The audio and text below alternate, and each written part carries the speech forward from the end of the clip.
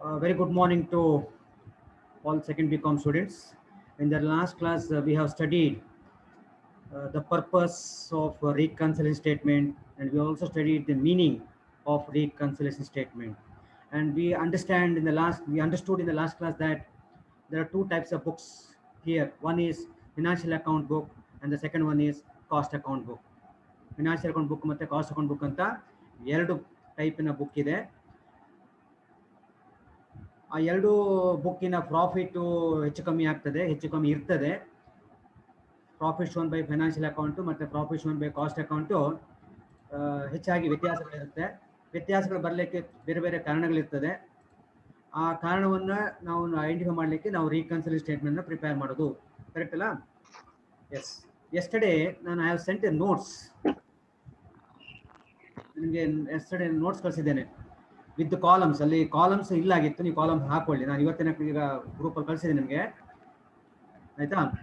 ಕಾಲಮನ್ನು ಹಾಕ್ಕೊಳ್ಳಿ. ಒಂದು ಪೇಜ್ ಕಳಿಸಿದ್ದೇನೆ ಇವತ್ತು ವಾಟ್ಸಪ್ ಗ್ರೂಪಲ್ಲಿ. ಅದರ ಪ್ರಕಾರ ನಿನ್ನೆಯ ನೋಟ್ಸಿಗೆ ಕಾಲಮ್ ಹಾಕ್ಕೊಳ್ಳಿ. Okay, fine.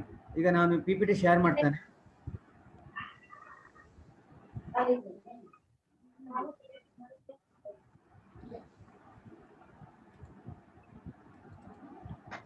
S, P P T ನಿಮಗೆ ಕಾಣ್ತಾ ಉಂಟಾ? ಯಾರಾದರೂ ಒಬ್ರು ಅನ್ಮ್ಯೂಟ್ ಮಾಡಿ ಮಾತಾಡಿ. ಕಾಣ್ತದೆ sir. Yes, thank you. Mute ಮಾಡ್ಕೊಳ್ತೀವಿ immediate. S,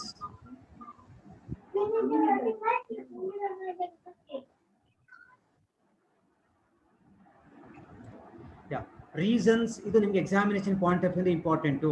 you will get question, theory question ಬರುತ್ತೆ. Reasons are causes for difference of profits shown by cost accountant and financial accountant. Cost ಅಕೌಂಟೆಂಟಿನ ಪ್ರಾಫಿಟಿಗೂ ಫೈನಾನ್ಷಿಯಲ್ ಅಕೌಂಟ್ ಪ್ರಾಫಿಟಿಗೂ ಯಾಕೆ ವ್ಯತ್ಯಾಸಗಳು ಬಂತು ಅಂತ, ಯಾವ್ಯಾವ ಕಾರಣದಿಂದ ಅಂತ ಹೇಳ್ಕೊಂಡು ನಿಮಗೆ ಎಕ್ಸಾಮಿಗೆ ಕ್ವಶನ್ ಬರುತ್ತೆ, ಥಿಯರಿ ಕ್ವಶನ್ಸು. ಆಗ ನೀವು ಇದನ್ನು ಬರೀಬೇಕಾಗತ್ತೆ. ಕಾಲಮ್ಸ್ ಎಲ್ಲ ಹಾಕ್ಕೊಳ್ಳಿ. ಇಲ್ಲಿ ಕಾಲಮ್ಸ್ ಇಲ್ಲ, ಕಾಲಮ್ಸ್ ಹಾಕ್ಕೊಳ್ಳಿ. ಫಸ್ಟ್ ಕಾಲಮು ಕಾಸಸ್, ಅದಕ್ಕೆ ಸ್ಪೇಸ್ ಜಾಸ್ತಿ ಬೇಕು. ಆಮೇಲೆ ಸೆಕೆಂಡ್ ಕಾಲಮ್, ಥರ್ಡ್ ಕಾಲಮ್ ಒಟ್ಟಿಗೆ heading effects on profits. So effects on profits on cost account, ಇನ್ನೊಂದು effects on profits of financial account. So last two column profit of cost account column, ಇನ್ನೊಂದು effects on profit of financial account column ಅಂತ.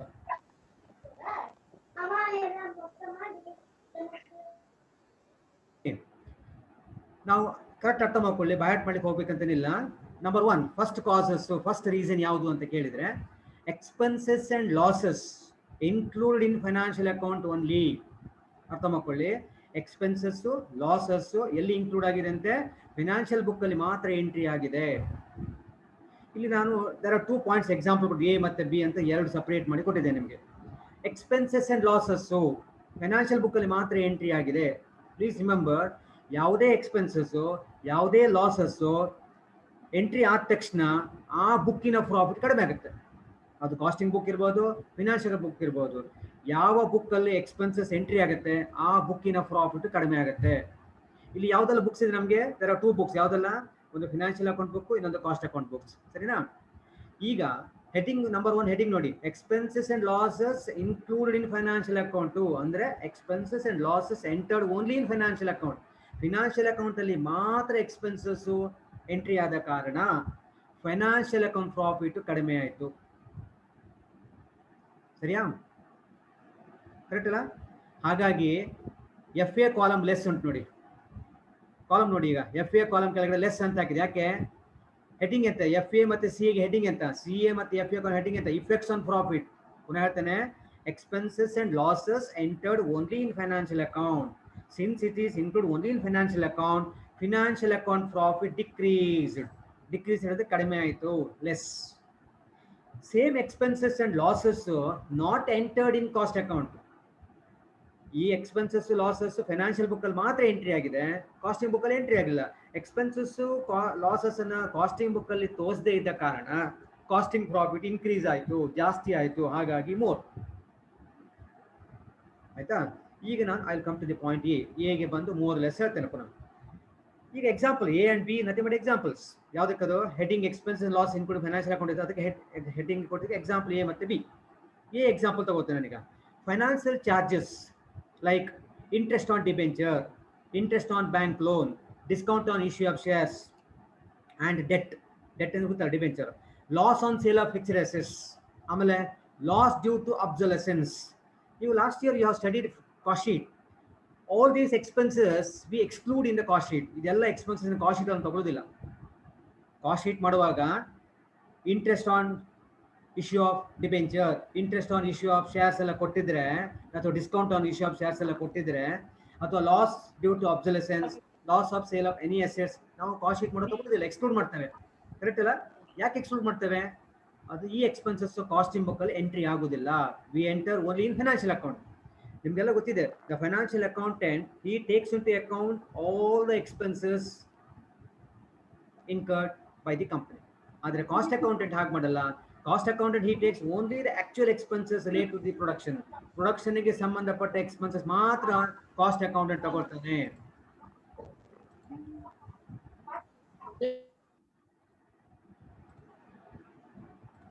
Okay, so financial charges like interest on debenture cost sheet ಅಲ್ಲಿ ಬರೋದಿಲ್ಲ, interest on bank loan cost sheet ಅಲ್ಲಿ ಬರೋದಿಲ್ಲ, discount on issue of shares cost sheet ಅಲ್ಲಿ ಬರೋದಿಲ್ಲ. ಇದೆಲ್ಲವೂ ಎಲ್ಲಿ ಎಂಟ್ರಿ ಆಗಿದೆ? ಇದೆಲ್ಲವೂ ಸಹ ಫಿನಾನ್ಷಿಯಲ್ ಬುಕ್ ಅಲ್ಲಿ ಎಂಟ್ರಿ ಆಗಿದೆ. ಅರ್ಥ ಆಯ್ತಾ? ಇದೆಲ್ಲವೂ ಎಕ್ಸ್ಪೆನ್ಸಸ್ ರೆವಿನ್ಯೂ. ಇದೆಲ್ಲವೂ ಹೆಡಿಂಗ್ ನೋಡಿ, ಎಕ್ಸ್ಪೆನ್ಸಸ್ ಅಂಡ್ ಲಾಸಸ್. ರೆವಿನ್ಯೂ ಅಲ್ಲ, ಇನ್ಕಮ್ ಅಲ್ಲ, ಎಕ್ಸ್ಪೆನ್ಸಸ್ ಅಂಡ್ ಲಾಸಸ್. ಇದೆಲ್ಲವೂ ಸಹ ನಾವು trading account, profit loss account ಮಾಡುವಾಗ ಫಿನಾನ್ಷಿಯಲ್ ಬುಕ್ ಅಲ್ಲಿ ಡೆಬಿಟ್ ಮಾಡ್ತೇವೆ. ಇದೆಲ್ಲ ಏನೆಲ್ಲ ಎಕ್ಸ್ಪೆನ್ಸ್ ಹೇಳ್ತಲ್ಲ ನಾವೀಗ ಎಕ್ಸಾಂಪಲ್ಸ್ ಎಲ್ಲ. ಪಾಯಿಂಟ್ ಎ, ಇದೆಲ್ಲವೂ ಸಹ ಎಕ್ಸ್ಪೆನ್ಸಸ್ ಫಿನಾನ್ಷಿಯಲ್ ಬುಕ್ ಅಲ್ಲಿ ನಾವು trading account, profit loss account ಮಾಡುವಾಗ ಎಲ್ಲ ಡೆಬಿಟ್ ಮಾಡ್ತೇವೆ. ಅಂದ್ರೆ ಅರ್ಥ ಅಂತ, all these R expenses. All these R expenses entered only in financial account. ಈ ಎಕ್ಸ್ಪೆನ್ಸಸ್ ಫೈನಾನ್ಷಿಯಲ್ ಬುಕ್ ಅಲ್ಲಿ ಮಾತ್ರ ತೋರಿಸಿದ ಕಾರಣ ಫಿನಾನ್ಷಿಯಲ್ ಪ್ರಾಫಿಟ್ ಕಡಿಮೆ ಆಯಿತು. ಫಿನಾನ್ಷಿಯಲ್ ಪ್ರಾಫಿಟ್ ಕಡಿಮೆ ಆದ ಕಾರಣ ಎಫ್ ಎ ಕಾಲಮ್ ಅಲ್ಲಿ ಲೆಸ್. ಎಫ್ ಎ ಕಾಲಮ್ ಅಲ್ಲಿ less. F A column less ಆದರೆ automatically C A column more. But explanation ಕೊಡ್ತೇನೆ ನಾನೀಗ. ಈ financial charges, interest on debenture, interest on bank loan, discount on issue of shares, all these expenses not entered in cost account. ಇದೆಲ್ಲವೂ expenses costing book ಅಲ್ಲಿ ತೋರಿಸ್ತಿಲ್ಲ. Expenses ಅನ್ನ costing book ಅಲ್ಲಿ ತೋರಿಸದೇ ಇದ್ದ ಕಾರಣ ನೀವು ಎಕ್ಸ್ಪೆನ್ಸಸ್ ತೋರಿಸಿದೇನಾಗುತ್ತೆ? ಪ್ರಾಫಿಟ್ ಜಾಸ್ತಿ ಆಗುತ್ತೆ. ಎಕ್ಸ್ಪೆನ್ಸಸ್ ತೋರಿದ ತಕ್ಷಣ ಪ್ರಾಫಿಟ್ ಕಡಿಮೆ ಆಗುತ್ತಲ್ಲ. ಕರೆಕ್ಟ್ ಅಲ್ಲ? ಯಾವುದೇ ಬುಕ್ ಇಲ್ಲಿ ಎಕ್ಸ್ಪೆನ್ಸಸ್ ಎಂಟ್ರಿ ಆದ ತಕ್ಷಣ ಆ ಬುಕ್ಕಿನ ಪ್ರಾಫಿಟ್ ಕಡಿಮೆ ಆಗುತ್ತೆ. ಎಕ್ಸ್ಪೆನ್ಸ್ ತೋರಿಸದೇ ಇದ್ರೆ ಪ್ರಾಫಿಟ್ ಜಾಸ್ತಿ ಆಗುತ್ತೆ. ಸರಿಯಾ? ಈಗ ಇದೆಲ್ಲ ಎಕ್ಸ್ಪೆನ್ಸಸ್ ಕಾಸ್ಟಿಂಗ್ ಬುಕ್ ಅಲ್ಲಿ ತೋರಿಸಲಿಲ್ಲ. ಎಕ್ಸ್ಪೆನ್ಸಸ್ ಅನ್ನ ಕಾಸ್ಟಿಂಗ್ ಬುಕ್ ಅಲ್ಲಿ ತೋರಿಸದೇ ಇದ್ದ ಕಾರಣ ಕಾಸ್ಟಿಂಗ್ ಪ್ರಾಫಿಟ್, ಸಿ ಎ ಅಂದ್ರೆ ಕಾಸ್ಟಿಂಗ್ ಪ್ರಾಫಿಟ್ ಜಾಸ್ತಿ, ಸಿ ಎ ಪ್ರಾಫಿಟ್ ಮೋರ್. ನೀವು ಹೀಗೆ ಒಂದು ಲೈನ್ ಡ್ರಾ ಮಾಡ್ಕೊಳ್ಳಿ, ಕಾಲಮ್ ಡ್ರಾ ಮಾಡ್ಕೊಳ್ಳಿ. ಇಲ್ಲಿ ಒಂದು ಅಡ್ಡ ಲೈನ್ ಹೀಗೆ ಕಾಸಸ್ ಇಂದ ಹೀಗೆ, ನಾನೊಂದು ಸ್ಯಾಂಪಲ್ ಕಳಿಸಿದ್ದೆ ನೋಡಿ ಇವತ್ತು ನಿಮಗೆ ವಾಟ್ಸಪ್ ಗ್ರೂಪಲ್ಲಿ ಕಳಿಸಿದ್ದೇನೆ. ಅದೇ ಪ್ರಕಾರ ಮತ್ತೆ ಲೈನ್ ಡ್ರಾ ಮಾಡ್ಕೊಳ್ಳಿ. ಹೀಗೆ ಒಂದು ಲೈನ್ ಇಲ್ಲಿ column. So point number 1 A ಎಲ್ಲರಿಗೂ ಕ್ಲಿಯರ್ ಆಯ್ತು ಅಂತ ಎಣಿಸ್ಕೊಳ್ತೇನೆ ನಾನು. ಪಾಯಿಂಟ್ ನಂಬರ್ 1 ಬಿ ಬರ್ತೇನೆ ನಾನೀಗ. 1 ಬಿ ಇದು appropriation of profit such as dividend, reserves and provisions, good will written off, preliminary expense written of. ಇದೆಲ್ಲ ಎಂತ? ಇದು ಎಕ್ಸ್ಪೆನ್ಸಸ್ ರೆವಿನ್ಯೂ. ನಿಮ್ಗೆ ಗೊತ್ತು, good will written of is A expenses, preliminary expenses return of is N expense, reserves expenses. ಇದು ನೋಡಿ, ಈ appropriation of profit such as dividend, reserves, provisions ಇದೆಲ್ಲವೂ ಸಹ ನಾವು ನಿಮಗೆ ಕಲ್ತಿದ್ದೇನೆ. ನೀವು ಆಲ್ರೆಡಿ ಸ್ಟಡಿ ಪಿ ಯು ಸಿಯಲ್ಲಿ. ನಾವು ಮೊದಲಿಗೆ ಟ್ರೇಡಿಂಗ್ ಅಕೌಂಟ್ ಪ್ರಿಪೇರ್ ಮಾಡ್ತೇವೆ, ಆನಂತರ ಪ್ರಾಫಿಟ್ ಲಾಸ್ ಅಕೌಂಟ್ ಪ್ರಿಪೇರ್ ಮಾಡ್ತೇವೆ, ಆನಂತರ ಬ್ಯಾಲೆನ್ಸ್ ಶೀಟ್ ಮಾಡೋ ಮೊದಲು we prepare profit and loss account, appropriation account ಅನ್ನು ಮಾಡ್ತೇವೆ. ನೆನಪಿದೆಯಾ? Profit and loss appropriation account ಅನ್ನು ಮಾಡ್ತಾ ಇತ್ತು. ಅಲ್ಲಿ ನಾವು to goodwill, to dividend, to reserve, to preliminary expenses ನಾವು ಡೆಬಿಟ್ ಮಾಡ್ತಾ ಇತ್ತು. ಅಂದ್ರೆ ಇದು ಸಹ ಡೆಬಿಟ್ ಮಾಡೋದು, ಹಾಗಾಗಿ ಎಕ್ಸ್ಪೆನ್ಸಸ್ ಯಾವುದೆಲ್ಲ? Dividend, reserves, provisions, good written off, preliminary expense written of is also expenses. ಸರಿಯಾ? ಈ ಎಲ್ಲ ಎಕ್ಸ್ಪೆನ್ಸಸ್ ಎಲ್ಲಿ ಎಂಟ್ರಿ ಆಗಿದೆ? ಈಗ ಹೆಡಿಂಗ್ ನೋಡಿ, ಎಲ್ಲಿ ಎಂಟ್ರಿ ಆಗಿದೆ? Expenses and losses include in financial account only. Financial book ಅಲ್ಲಿ ಮಾತ್ರ ಈ ಎಲ್ಲ ಎಕ್ಸ್ಪೆನ್ಸ್ ತೋರಿಸಿದ್ದಾರೆ. ಈಗ ನಿಮಗೆ ನಾನು ಪ್ರಶ್ನೆ ಕೇಳ್ತೇನೆ, ನೀವು ಲಾಸ್ಟ್ ಟೈಮ್ ಕಾಸ್ಟ್ ಶೀಟ್ ಅಲ್ಲಿ ಕಲ್ತಿದ್ದೀರಿ. ಗುಡ್ ವಿಲ್ ರಿಟರ್ನ್ ಆಫ್ ಅಂತ ಕೊಟ್ರೆ ಕಾಸ್ಟ್ ಶೀಟ್ ಅಲ್ಲಿ ತೋರಿಸಿದ್ದೀರಿ ನೀವು? ನೋ, ಕಾಸ್ಟ್ ಶೀಟ್ ಅಲ್ಲಿ ತೋರಿಸೋದಿಲ್ಲ. ಕಾಸ್ಟ್ ಅಕೌಂಟ್ ಬುಕ್ ಅಲ್ಲಿ, ಕಾಸ್ಟ್ ಶೀಟ್ ಅಲ್ಲಿ ನಾವು ತಗೊಳ್ಳೋದಿಲ್ಲ. ಕಾಸ್ಟ್ ಶೀಟ್ ಅಲ್ಲಿ ಎಕ್ಸ್ಕ್ಲೂಡ್ ಮಾಡ್ತೇವೆ ಗುಡ್ ವಿಲ್ ರಿಟರ್ನ್ ಆಫ್ ಅನ್ನು. ನೋಟ್ ಕೊಡ್ತೇವೆ ಲಾಸ್ಟಿಗೆ ನೋಡಿ, following items are excluded from the cost sheet as financial transaction, financial nature. ಹಾಗಿದ್ರೆ goodwill written off, preliminary expense written off, any reserves, RBD reserve for bad debts ಇದೆಲ್ಲವೂ ಸಹ ನಾವು cost sheet ಅಲ್ಲಿ ತಗೊಳ್ಳೋದಿಲ್ಲ, ಅಂದ್ರೆ ಕಾಸ್ಟ್ ಅಕೌಂಟೆಂಟ್ ತಗೊಳ್ಳೋದಿಲ್ಲ, ಸರಿಯಲ್ಲ? ಅಂದ್ರೆ ಇದೆಲ್ಲವೂ ಸಹ ಎಕ್ಸ್ಪೆನ್ಸಸ್, ಇದೆಲ್ಲವೂ ಸಹ ಎಕ್ಸ್ಪೆನ್ಸಸ್ ಎಲ್ಲಿ ಎಂಟ್ರಿ ಆಗಿದೆ? ಫೈನಾನ್ಷಿಯಲ್ ಬುಕ್ ಅಲ್ಲಿ ಎಂಟ್ರಿ ಆಗಿದೆ. ಇದೆಲ್ಲ ಎಕ್ಸ್ಪೆನ್ಸಸ್ ಫೈನಾನ್ಷಿಯಲ್ ಬುಕ್ ಅಲ್ಲಿ ತೋರಿಸಿದ ಕಾರಣ ಫಿನಾನ್ಷಿಯಲ್ ಅಕೌಂಟ್ ಪ್ರಾಫಿಟ್ ಕಡಿಮೆ ಆಯಿತು. ನೋಡಿ, FA column less, FA column less. ಈಗ FA ಕಾಲಮ್ ಲೆಸ್ ಆದ್ರೆ CA ಕಾಲಮ್ ಮೋರ್, ನಾನು ಹೇಳ್ಬೇಕಂತಾನೆ ಇಲ್ಲ. ಒಂದು ಮೋರ್ ಇನ್ನೊಂದು ಲೆಸ್, ಒಂದು ಲೆಸ್ ಒಂದು ಮೋರ್, ಒಂದು ಲೆಸ್ ಆದ್ರೆ ಮತ್ತೆ ಮೋರ್ ಆಗ್ಲೇಬೇಕು. ಈಗ ನೋಡಿ, ಪುನಃ ಎಕ್ಸ್ಪ್ಲನೇಷನ್ ಕೊಡ್ತೇನೆ ಯಾಕೆ ಮೋರ್ ಅಂತ. ಇದೆಲ್ಲವೂ ಎಕ್ಸ್ಪೆನ್ಸಸ್, ಗುಡ್ ರಿಟರ್ನ್ ಆಫ್, ಆಮೇಲೆ preliminary expense written off, reserves, ಇದೆಲ್ಲವೂ expenses. All is not entered in costing. ಇದೆಲ್ಲವೂ ಎಕ್ಸ್ಪೆನ್ಸಸ್ ಕಾಸ್ಟಿಂಗ್ ಬುಕ್ ಅಲ್ಲಿ ಎಂಟ್ರಿ ಆಗಲಿಲ್ಲ. ಎಕ್ಸ್ಪೆನ್ಸಸ್ ಕಾಸ್ಟಿಂಗ್ ಬುಕ್ ಅಲ್ಲಿ ಎಂಟ್ರಿ ಆಗದೇ ಇದ್ದ ಕಾರಣ ಕಾಸ್ಟಿಂಗ್ ಪ್ರಾಫಿಟ್ ಜಾಸ್ತಿ ಆಯಿತು, CA ಪ್ರಾಫಿಟ್ ಜಾಸ್ತಿ ಆಯಿತು, CA ಪ್ರಾಫಿಟ್ ಜಾಸ್ತಿ ಆಯಿತು. ಬಹುಶಃ ನಿಮಗೆ point number 1A and 1P 1B ಎರಡು ಅರ್ಥ ಆಯಿತು. ನಿಮ್ಗೆ ಈಗ ಅರ್ಥ ಆಗದಿದ್ರೆ ನಾನು ರೆಕಾರ್ಡೆಡ್ ಕ್ಲಾಸ್ ಕಳಿಸ್ತೇನೆ, ಇನ್ನೊಮ್ಮೆ ಕೇಳಿ. ಅರ್ಥ ಆಯ್ತಾ? ಎಸ್.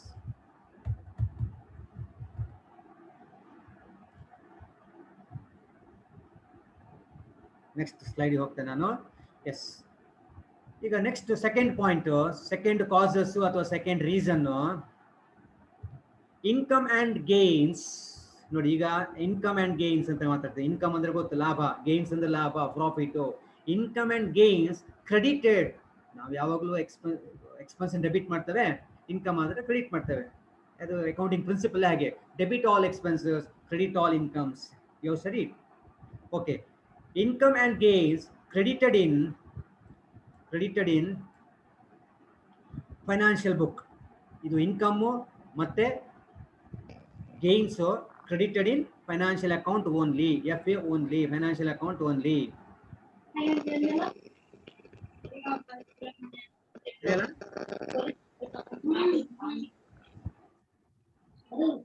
ಹೇಳ್ತಾ ಇದೆ,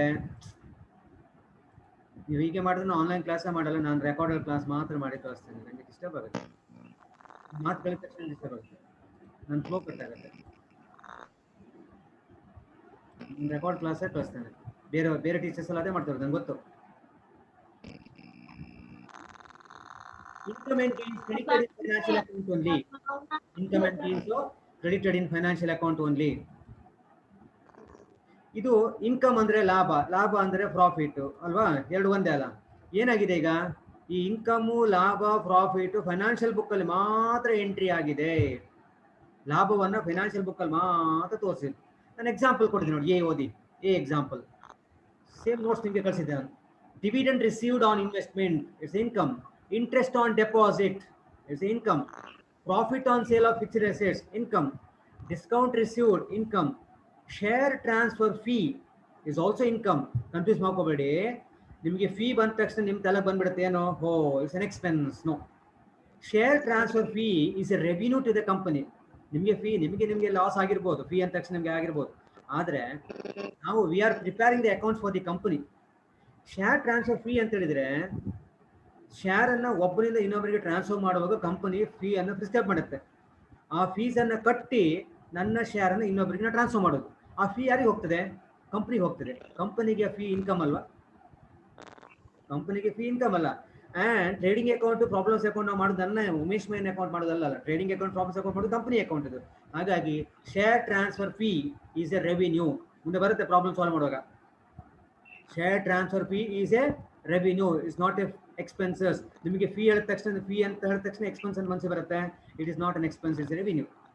ಹಾಗೆ ಇನ್ನೊಂದು example, capital gains is also revenue. ಈಗ all these are revenues. 2A ಇರೋದು ಎಲ್ಲವೂ ಸಹ ರೆವಿನ್ಯೂ. ಈ ರೆವಿನ್ಯೂ ಎಲ್ಲಿ ಎಂಟ್ರಿ ಆಗಿದೆ? All these revenues are entered only in financial account. All these revenues are entered only in financial account. Financial book ಅಲ್ಲಿ entry ಆಗಿದೆ.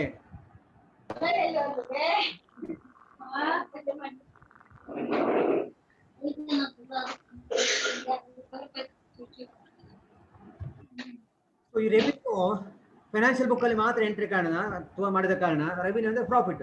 Profit ಅನ್ನು ನಾವು ತೋರಿಸಿದ್ದೇವೆ ಎಲ್ಲಿ? ಫೈನಾನ್ಷಿಯಲ್ ಬುಕ್ ಅಲ್ಲಿ. ಈ ಪ್ರಾಫಿಟ್ ಅನ್ನ ಫೈನಾನ್ಷಿಯಲ್ ಬುಕ್ ಅಲ್ಲಿ ತೋರಿಸಿದ ಕಾರಣ ಫಿನಾನ್ಷಿಯಲ್ ಪ್ರಾಫಿಟ್ ಜಾಸ್ತಿ ಆಯ್ತು. ರೆವಿನ್ಯೂ ಇದೆಲ್ಲ ಪ್ರಾಫಿಟ್ ಎಲ್ಲಿ ಎಂಟ್ರಿ ಮಾಡಿದ್ದೇವೆ ನಾವು ಫೈನಾನ್ಷಿಯಲ್ ಬುಕ್ ತೋರಿಸಿದೆ. ರೆವಿನ್ಯೂ ಪ್ರಾಫಿಟ್ ಅನ್ನ ಫೈನಾನ್ಷಿಯಲ್ ಬುಕ್ ಅಲ್ಲಿ ತೋರಿಸಿದ ಕಾರಣ ಎಫ್ ಎ ಕಾಲಮ್ ಜಾಸ್ತಿ ಆಯ್ತು, ಫೈನಾನ್ಷಿಯಲ್ ಅಕೌಂಟ್ ಪ್ರಾಫಿಟ್ ಜಾಸ್ತಿ ಆಯ್ತು. ನೋಡಿ ಇಫೆಕ್ಟ್ ಆನ್ ಪ್ರಾಫಿಟ್ ಏನ್ ಕೇಳಿದ್ರೆ ಫೈನಾನ್ಷಿಯಲ್ ಅಕೌಂಟ್ ಪ್ರಾಫಿಟ್ ಜಾಸ್ತಿ ಆಯ್ತು. ಇದೆಲ್ಲವೂ ಸಹ revenue, all is revenues not entered in cost account. ಇದೆಲ್ಲವೂ ಸಹ ಪ್ರಾಫಿಟ್, ಇದೆಲ್ಲವೂ ಸಹ ಲಾಭ. ಈ ಲಾಭವನ್ನ ಕಾಸ್ಟಿಂಗ್ ಬುಕ್ ಅಲ್ಲಿ ತೋರಿಸಲೇ ಇಲ್ಲ. ಲಾಭವನ್ನ ಕಾಸ್ಟಿಂಗ್ ಬುಕ್ ಅಲ್ಲಿ ತೋರಿಸದೇ ಇದ್ದ ಕಾರಣ ಕಾಸ್ಟಿಂಗ್ ಪ್ರಾಫಿಟ್ ಕಡಿಮೆ ಆಯಿತು. ಲಾಭವನ್ನ ಕಾಸ್ಟಿಂಗ್ ಬುಕ್ ತೋರಿಸಿದ ಕಾರಣ ಕಾಸ್ಟಿಂಗ್ ಪ್ರಾಫಿಟ್ ಕಡಿಮೆ ಆಯಿತು, less.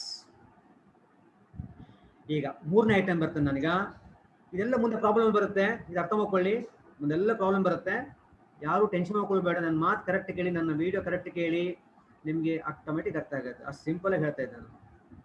Number 3, the items included only in cost account. ನೋಡಿ ಈ ಕೆಳಗೆ ಹೇಳಿದ ಐಟಮ್ಗಳು ಎಲ್ಲಿ ಎಂಟ್ರಿ ಆಗಿದೆ? ಕಾಸ್ಟ್ ಅಕೌಂಟ್ ಅಲ್ಲಿ ಮಾತ್ರ ಎಂಟ್ರಿ ಆಗಿದೆ. Entered only in cost account. Such as ಯಾವುದು? Notional charges like interest on own capital, rent on own building. ಎರಡು ಎಕ್ಸಾಂಪಲ್ ಇದೆ ಇಲ್ಲಿ. ಯಾವುದೆಲ್ಲ? ರೆಂಟ್ ಆನ್ ಓನ್ ಬಿಲ್ಡಿಂಗ್, ಆಮೇಲೆ ಇಂಟ್ರೆಸ್ಟ್ ಆನ್ ಓನ್ ಕ್ಯಾಪಿಟಲ್. ಇದು ನೋಷನಲ್ ಚಾರ್ಜಸ್. ಅಂದ್ರೆ ಈ ಎರಡು ಎಕ್ಸ್ಪೆನ್ಸಸ್ ಆಕ್ಚುಯಲ್ ಎಕ್ಸ್ಪೆನ್ಸಸ್ ಅಲ್ಲ. ಆಕ್ಚುಲಿ ನಾವು ಖರ್ಚು ಮಾಡಲ್ಲ, ವಿ ವೋಂಟ್ ಸ್ಪೆಂಡ್. ಹಾಗಾಗಿ these two expenses are not entered in financial account. Financial accountant he takes into account, he consider only the actual expenses spent from the pocket. ಖರ್ಚು ಮಾಡಿದ್ರೆ ಮಾತ್ರ ತೋರಿಸ್ತಾರೆ. ಇದು ನೋಷನಲ್ ಅಂತ ಹೇಳಿದ್ರೆ ಅರ್ಥ ಅಂತ ಗೊತ್ತಾ? ನೋಷನಲ್ ಹೇಳಿದ್ರು ಒಂದೇ, ಇಮ್ಯಾಜಿನರಿ ಹೇಳಿದ್ರು ಒಂದೇ, ಅಸಂಪ್ಷನ್ ಮಾಡಿದ್ದು ಅಂತ ಅರ್ಥ.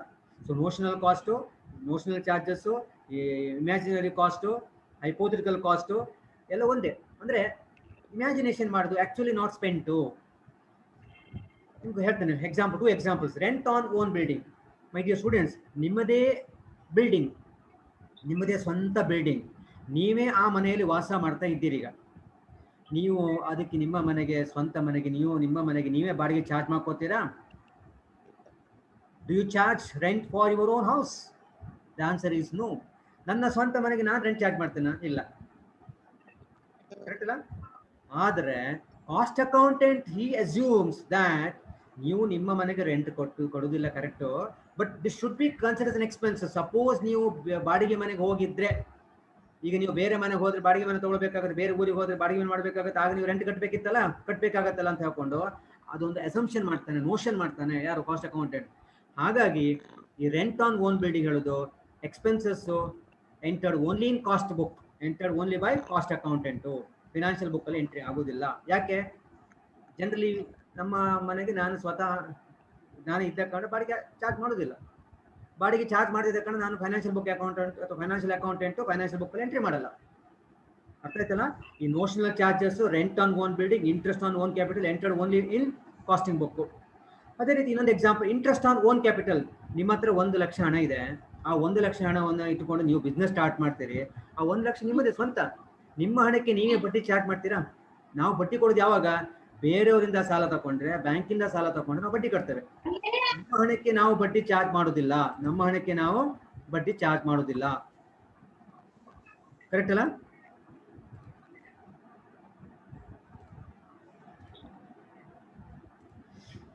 So interest on own capital ನಮ್ಮ ಹಣಕ್ಕೆ ನಾವು ಚಾರ್ಜ್ ಮಾಡ್ತೇವ? ಇಲ್ಲ, ನಾವು ಯಾರು ಬಡ್ಡಿ ಮಕ್ಕಳಲ್ಲ. ಕರೆಕ್ಟ್ ಅಲ್ಲ? Interest on own capital, charging the interest. ನಮ್ಮ ಹಣಕ್ಕೆ ನಾವು ಬಡ್ಡಿ ಚಾರ್ಜ್ ಮಾಡೋದಿಲ್ಲ. ನಾವು ಯಾವಾಗ ಬಡ್ಡಿ ಕೊಡ್ತೇವೆ? ಇನ್ನೊಬ್ಬರಿಂದ ಸಾಲ ತಗೊಂಡಾಗ ಮಾತ್ರ. ಕರೆಕ್ಟ್ ಅಲ್ಲ? ನಾನು ತಮಾಷೆ ಹೇಳಿದ್ದು. ಈಗ ಕಾಸ್ಟ್ ಅಕೌಂಟೆಂಟ್ ಏನ್ ಹೇಳ್ತಾನೆ? ಇಲ್ಲ, ನೀವು ಪರಿಗಣಿಸ್ಬೇಕು. ನೀವು ಸಪೋಸ್ ನಿಮ್ಮ ಇರುವ 1 ಲಕ್ಷವನ್ನು ಬೇರೆಯವ್ರು ತಗೊಂಡು ನೀವು ಆಗ ನೀವು ಬಡ್ಡಿ ಕಟ್ಟಬೇಕಿತ್ತಲ್ವಾ? ಆಗ ನಿಮ್ಗೆ ಎಕ್ಸ್ಪೆನ್ಸ್ ಆಗ್ತಿತ್ತಲ್ಲ. ಬ್ಯಾಂಕಿಂದ ಸಪೋಸ್ ಅದೇ 1 ಲಕ್ಷ ತಗೊಂಡಿದ್ರೆ ನಿಮಗೆ ಬಡ್ಡಿ ನೀವು ಕಟ್ಟಬೇಕಿತ್ತಲ್ಲ, ಆಗ ನಿಮ್ಗೆ ಎಕ್ಸ್ಪೆನ್ಸ್ ಆಗ್ತಿತ್ತಲ್ಲ. ಕಾಸ್ಟ್ ಅಕೌಂಟ್ ಹೇಳ್ತೇನೆ ನೀವು ಬಡ್ಡಿ ಮಕ್ಕಳು ಆಗಬೇಕು ಅಂತ. ಫಿನಾನ್ಷಿಯಲ್ ಅಕೌಂಟ್ ಪ್ರಕಾರ ಇದು ತಗೊಳ್ಳೋದಿಲ್ಲ. Interest on own capital cost accountant ಪರಿಗಣಿಸ್ತಾನೆ ಎಕ್ಸ್ಪೆನ್ಸ್ ಹೇಳಿ. ಇದು ನೋಷನಲ್ಲು. ಆಕ್ಚುಲಿ ನಾವು ನಮ್ಮ ಹಣಕ್ಕೆ ನಾವು ಬಡ್ಡಿ ಕಟ್ಟೋದಿಲ್ಲ. ಕರೆಕ್ಟ್ ಅಲ್ಲ? ಹಾಗಾಗಿ ಫಿನಾನ್ಷಿಯಲ್ ತಗೊಳ್ಳೋದಿಲ್ಲ. ಬಟ್ ಕಾಸ್ಟ್ ಅಕೌಂಟೆಂಟ್ ನೋಷನಲ್ ಹೇಳ್ತಾನೆ, ಅಸಂಪ್ಷನ್ ಮಾಡ್ತಾನೆ, ಹೈಪೋಥೆಟಿಕಲ್ ಎಲ್ಲ ಒಂದೇ. Notional charges, hypothetical charges, imaginary charge ಎಲ್ಲ ಒಂದೇ, ಅಸ್ಯೂಮ್ ಮಾಡಿದ್ದಂತ ಅರ್ಥ. ಇದೆರಡು ಎಕ್ಸ್ಪೆನ್ಸಸ್ ಎಲ್ಲಿ ಎಂಟ್ರಿ ಆಗಿದೆ? ಇದೆರಡು ಎಕ್ಸ್ಪೆನ್ಸಸ್ ಕಾಸ್ಟಿಂಗ್ ಅಲ್ಲಿ, ಕಾಸ್ಟಿಂಗ್ ಬುಕ್ ಅಲ್ಲಿ ಎಂಟ್ರಿ ಆಗಿದೆ. ಎರಡು ಎಕ್ಸ್ಪೆನ್ಸಸ್ ಕಾಸ್ಟಿಂಗ್ ಬುಕ್ ಅಲ್ಲಿ ಎಂಟ್ರಿ ಆಗಿದೆ.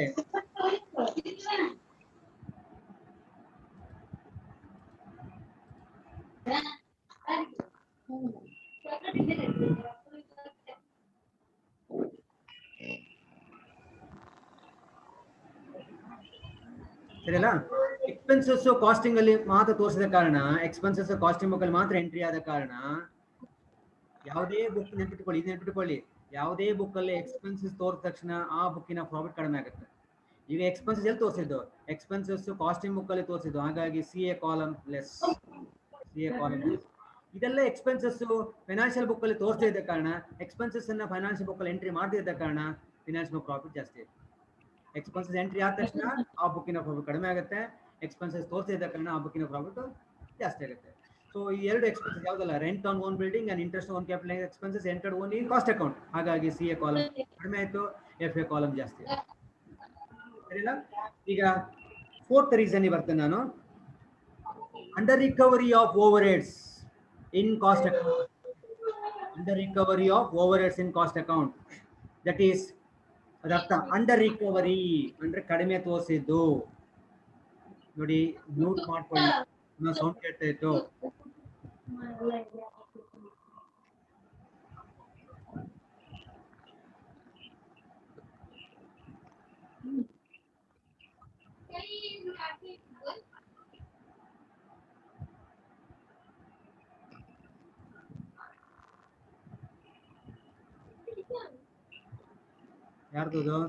ಯಾರ್ದು ಗ್ಯಾಲಕ್ಸಿ 12?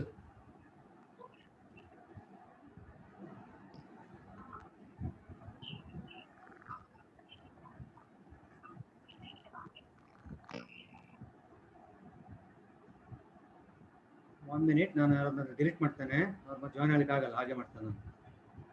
ಯಾರೋ ಒಬ್ಬರಿಂದ ಡಿಸ್ಟರ್ಬ್ ಆಗ್ತದೆ ನೋಡಿ, ಖಾಲಿ ಒಬ್ಬರಿಂದ.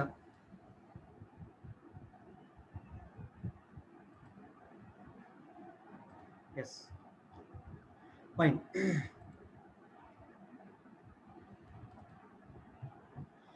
ಓಕೆ, ಈಗ under recovery of overhead meaning, under recovery ಅಂದ್ರೆ ಕಡಿಮೆ ತೋರಿಸಿದ್ದು ಅಂತ ಅರ್ಥ. ಅಂಡರ್ ಅಂದ್ರೆ ಕಡಿಮೆ, ಓವರ್ ಅಂದ್ರೆ ಜಾಸ್ತಿ. ನಾವತ್ತೆ ಓವರ್ ಆಯ್ತು, ಸ್ವಲ್ಪ ಓವರ್ ಆಯ್ತು ಹೇಳಿದ್ರೆ ಜಾಸ್ತಿ ಆಯ್ತು ಅಂತ. Under recovery overhead, under recovery ಅಂದ್ರೆ ಕಡಿಮೆ ತೋರಿಸಿದ್ದು. Under recovery of what? Under recovery of overhead. Overhead meaning ಎಂತ ಮಕ್ಕಳೇ? What you mean by overhead? Overhead means over and above the head. ಸಮಸ್ಯೆಗಳಿದ್ದಲ್ಲ, cost sheet ಮಾಡುವಾಗ your prime cost is consider as head. Cost sheet ಕಲ್ತಿದ್ದೆ last semester study. Cost sheet is consider as a head. Cost sheet ನಂತರ over and above the head ಅಂದ್ರೆ over and above the prime cost. Okay, prime cost ನಂತರ ಏನೆಲ್ಲ ಖರ್ಚು ಮಾಡ್ತೀರಿ, ಯಾವುದೆಲ್ಲ ಬರುತ್ತೆ cost sheet ಅಲ್ಲಿ? ನಿಮ್ಗೆ ಗೊತ್ತು, factory overhead, administration overhead ಅಲ್ವಾ, selling and distribution overhead, ಇದೆಲ್ಲವೂ ಓವರ್ ಹೆಡ್.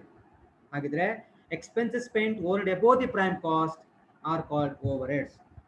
ಇನ್ನು ಕರೆಕ್ಟ್ ಆಗಿ ಹೇಳುವುದಾದ್ರೆ, aggregate cost of, exact meaning of overhead ನಾನು ಹೇಳ್ತೇನೆ ಈಗ, aggregate cost of indirect material, indirect labor and indirect expenses. ಏನು ಹೇಳಿದಾನು? Under recovery of overhead ಅಂತ ಹೇಳಿದಾನು. ಕರೆಕ್ಟ್ ಅಲ್ಲ?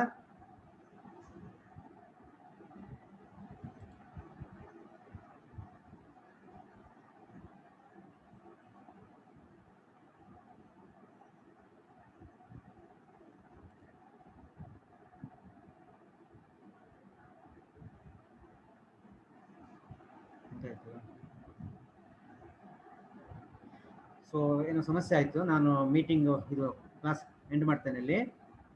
ಸೊ ನೆಕ್ಸ್ಟ್ ಕ್ಲಾಸಲ್ಲಿ ಕಂಟಿನ್ಯೂ ಮಾಡ್ತೇನೆ ಆಯ್ತಾ?